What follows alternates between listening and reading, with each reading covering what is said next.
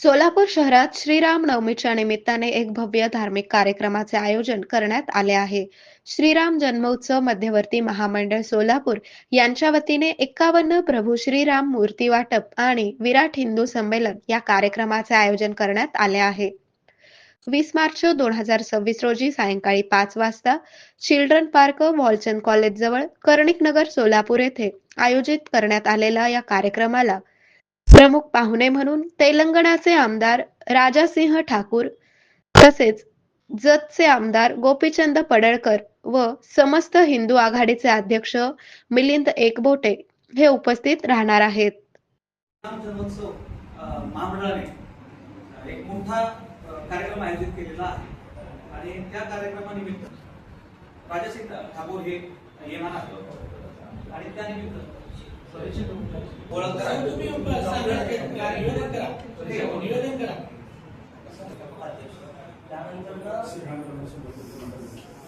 श्रीराम जन्मोत्सव मध्यवर्ती मंडळाचे अध्यक्ष संस्थापक अध्यक्ष आपल्या ह्या वर्षी आपण सोलापुरातले सर्व मोठा दरवर्षी आपण मोठ्या प्रमाणामध्ये उत्सव साजरा करतो, पण ह्या वर्षी आपण वेगळ्या पद्धतीने उत्सव साजरा करलो.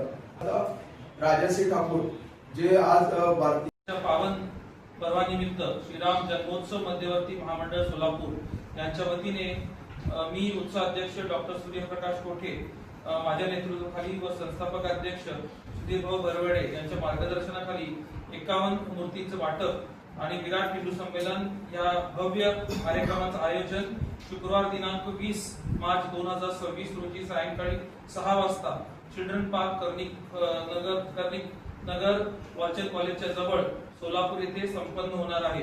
त्यासाठी 3 आमदार प्रामुख्याने या ठिकाणी येणार आपण बोलवलं त्याबद्दल हा कोण कोण असणार उपस्थित? जय श्रीराम.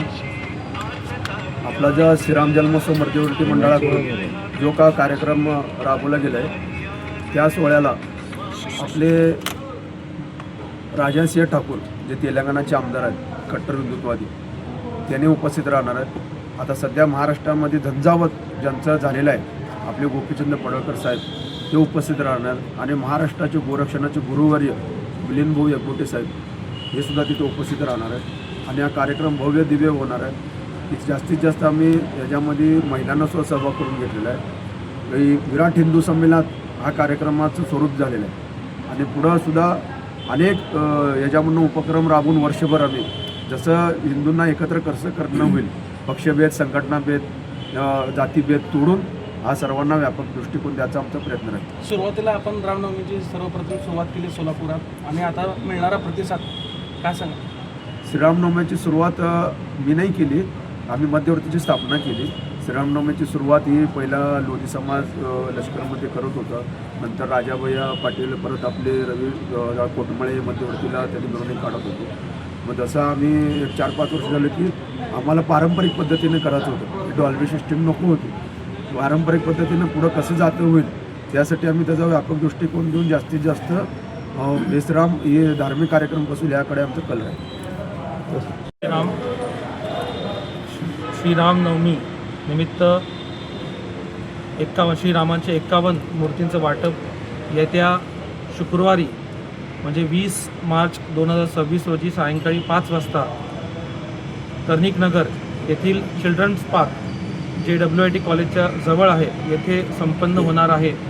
या कार्यक्रमासाठी माननीय आमदार राजासिंहजी ठाकूर, त्याचबरोबर माननीय आमदार गोपीचंदजी पडळकर साहेब, त्याचबरोबर श्री मिलिंद एकबोटे व आपल्या शहरातील वेगवेगळ्या क्षेत्रातील मान्यवर मोठ्या संख्येने आणि त्याचबरोबर रामभक्त उपस्थित राहणार आहेत.